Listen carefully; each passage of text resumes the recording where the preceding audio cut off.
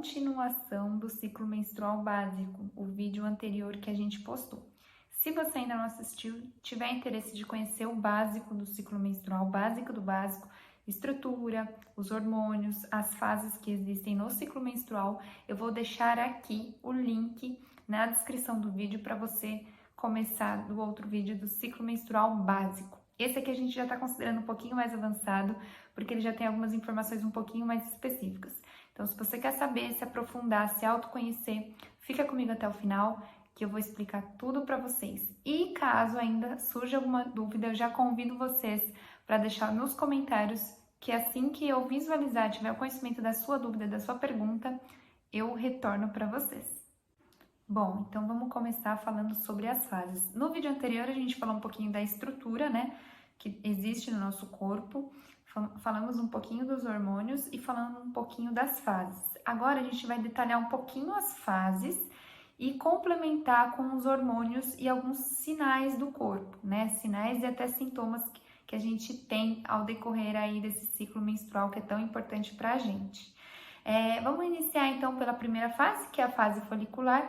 A gente sabe que a gente tem os ovários e dentro dos ovários existem os folículos, né? Sendo que a principal função desses folículos é a produção do óvulo maduro, que lá na frente, se ele for fecundado, ele vai virar o nosso zigoto, né? Numa fase um pouquinho mais avançada que eu vou falar num outro vídeo, numa outra oportunidade.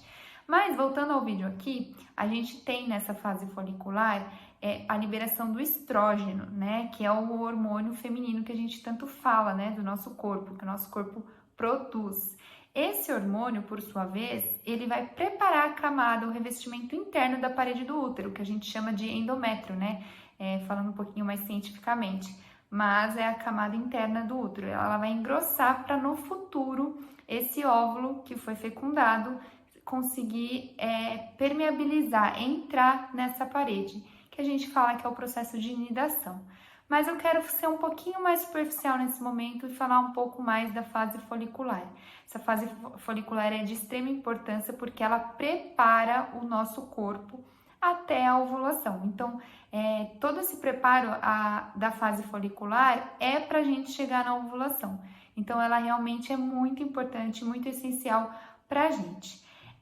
Agora, o que eu queria falar um pouquinho é sobre esses folículos. Os folículos, eles são pequenas bolas, bem pequenininhas mesmo, que fica dentro do nosso ovário, como se fosse uma espécie de bolinhas de água.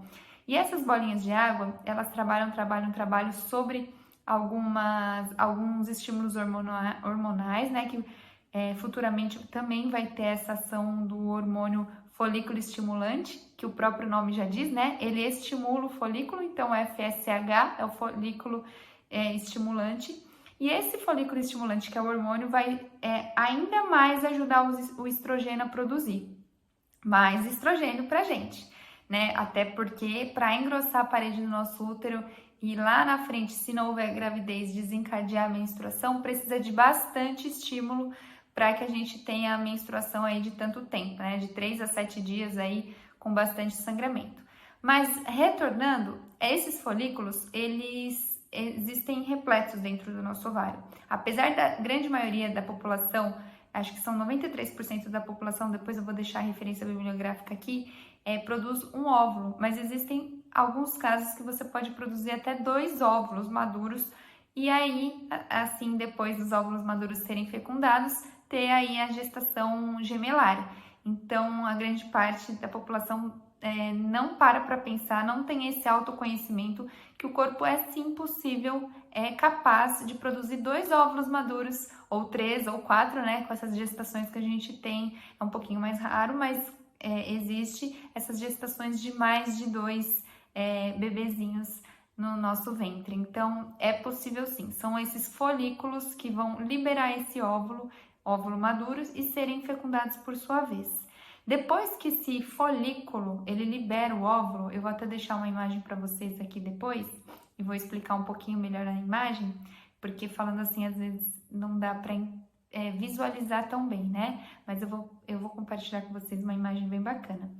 E aí, depois que esse folículo, ele libera o óvulo, ele não morre, né? Ele continua com a sua função.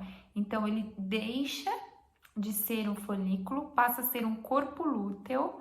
E esse corpo lúteo, que é um outro formatinho que ele ganha, ele passa a incentivar, a estimular ainda mais tanto o hormônio luteinizante como o hormônio progesterona, que todos juntos vão preparar ainda mais o útero para o útero receber aquele óvulo que está lá nas trompas de Falópio, andando até o útero, para realmente ser permeabilizado por essa camada interna do útero. Então, toda essa fase folicular é um grande e maravilhoso preparo para o nosso organismo, para a nossa gestação ou não, tá? É importante lembrar, é importante ressaltar aqui para vocês que todo mês o corpo da mulher, ele se prepara para gestacionar, né? Para a gente gerar a vida.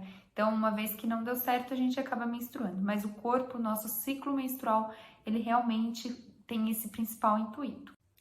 O que acaba sendo muito importante e especial para nós, né? Se você parar para pensar, esse ciclo menstrual é uma magia, é mágico. Tudo como acontece, toda a sinergia. E falando até em sinergia, acho que a gente já até pode passar para a fase seguinte, que é a fase da ovulação, né? Então, todos esses hormônios que eu citei anteriormente, eles fazem um trabalho em conjunto de muita importância. Eles que conseguem desenvolver tudo, eles que conseguem manter a manutenção desse ciclo menstrual. Inclusive, quando a gente fala um pouquinho sobre esse hormônio luteinizante, né?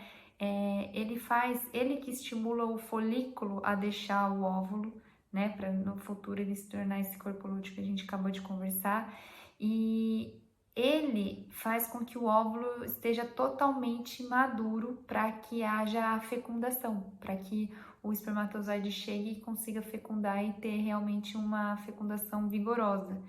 Esse óvulo, ele vai ficar disponível ali depois que ele é solto pelo folículo durante aproximadamente 72 horas.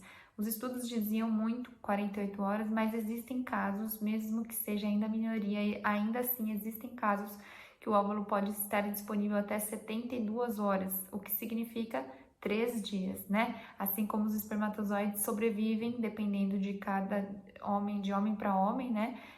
Até 7 dias dentro da mulher. São raros casos, mas acontece, tá? Antes a gente falava de 3 a 5 dias, hoje a gente já tem um número um pouquinho mais diferenciado, ainda que sejam raros casos, né? A gente nunca sabe em quem isso pode acontecer, quando isso pode acontecer.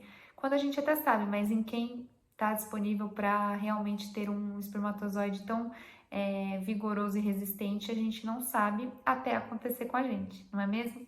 Então, queria lembrar, essa fase de ovulação não tem muito segredo, realmente se trata disso que a gente veio conversando aqui, e lembrar vocês que normalmente a ovulação acontece na metade do ciclo, por isso que a gente divide o ciclo em 2 ou 3 etapas, a fase folicular que a gente já conversou, a ovulação que é agora, e a fase lútea que é a posterior à ovulação. Então, é na metade do seu ciclo. Então, se você tiver o ciclo aí que a gente sempre coloca como exemplo de 28 dias, vai acontecer no dia 14, né? Na metade do seu ciclo. E aí assim por diante. Você precisa realmente se autoconhecer, saber como o seu corpo funciona para ter uma precisão de quando você está ovulando. Existem pessoas que, infelizmente, possuem ciclos irregulares, e aí a gente faz aquele exercício lá do diário, né? A gente sempre anotar quanto durou o ciclo, a diferença de um para o outro, não só para a gente ter uma média, porque como ele é irregular, fica difícil da gente fazer uma média desses dias, né? De ovulação, de quando será que pode ser que eu esteja ovulando. Aí, nesses casos, a gente, por muitas vezes, indica os testes de farmácia, que são os nossos aliados no momento que a gente tenta, tá aí tentando engravidar.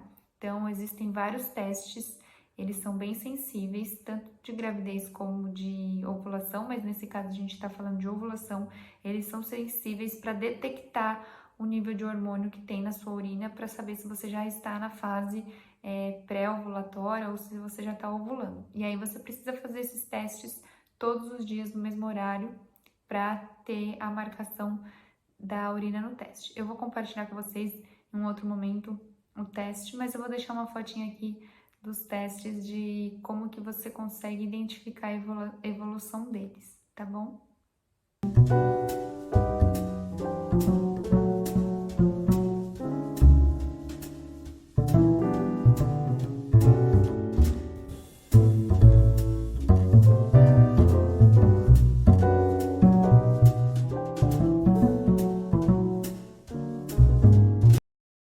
Bom, então chegamos à última fase do ciclo, que é a fase lútea. Ela acontece depois da ovulação, então folicular, ovulação, lútea. Isso acontece logo após que ovula, porque aquele folículo que liberou o óvulo maduro para ser encontrado pelo espermatozoide, ele vai deixar de existir, como a gente comentou, e vai virar o corpo lúteo. Nesse momento, esse corpo lúteo começa a liberar bastante progesterona. E esse aumento da progesterona acaba incentivando ainda mais o hormônio luteinizante. Então, acaba sendo um processo automático. Um vai estimulando o outro. Por quê? Porque eles querem deixar o nosso útero bonitinho para que aquele óvulo que com tanto suor o folículo trabalhou tanto tempo para amadurecer ele seja muito bem recebido e recepcionado por essa parede. Então acontece aumento da progesterona, já estava acontecendo o aumento do estrogênio, do folículo estimulante, do luteinizante, de todos os hormônios em comum sinergia, uma sinergia perfeita para que tudo isso aconteça.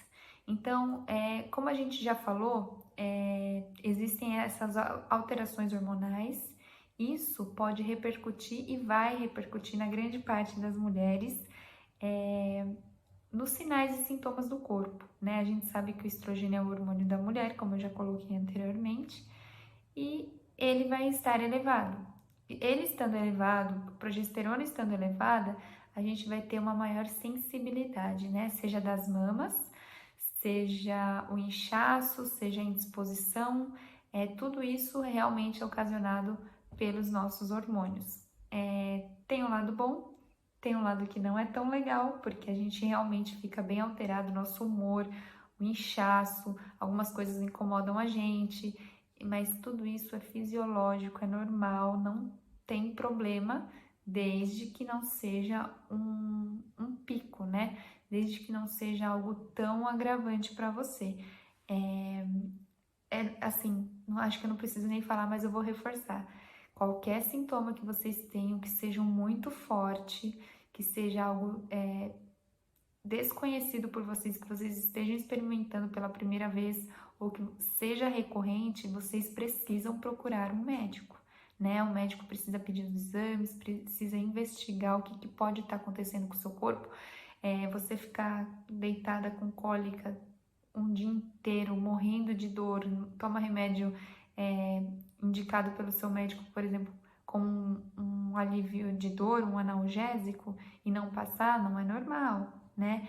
A menstruação tá com um aspecto diferente ou tá durando muito mais do que o tempo que você entende que é normal para o seu corpo, também não é normal. Tudo isso a gente precisa sempre estar de olho na nossa saúde íntima e relatar para o nosso médico, né? Se vocês preferirem, se você, Renata, eu não tenho paciência, eu não tenho tempo, eu sou desorganizada, eu tenho uma rotina muito agitada, eu sou um pouco tudo isso, junto e misturado. Então, o que eu optei por fazer foi baixar alguns aplicativos, eu tenho 3 aplicativos diferentes no meu celular sobre essa questão de ciclo menstrual, de ovulação, dicas e lá, que eu consigo acompanhar e chegam notificações. Então, aconteceu alguma coisa atípica, diferente no meu corpo, eu vou lá e sinalizo.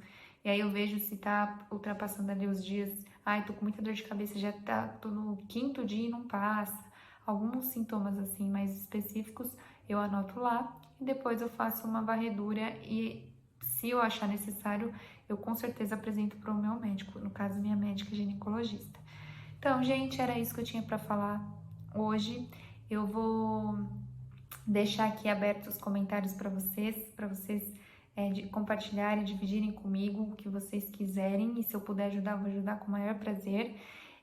E se você acha que esse vídeo pode ajudar, pode agregar valor para alguém, por favor, compartilhem, porque eu sei que pelo YouTube o compartilhamento, ele é muito importante. Se você ainda não é inscrito, se inscreve no nosso canal, ele tá no comecinho, mas ele é muito importante pra gente sempre estar continuando aqui cumprir o nosso propósito com vocês, tá bom? Então é isso, muito obrigada e até mais. Até o próximo vídeo. Tchau, tchau. Bom, então nessa imagem eu trouxe aqui para vocês entenderem melhor.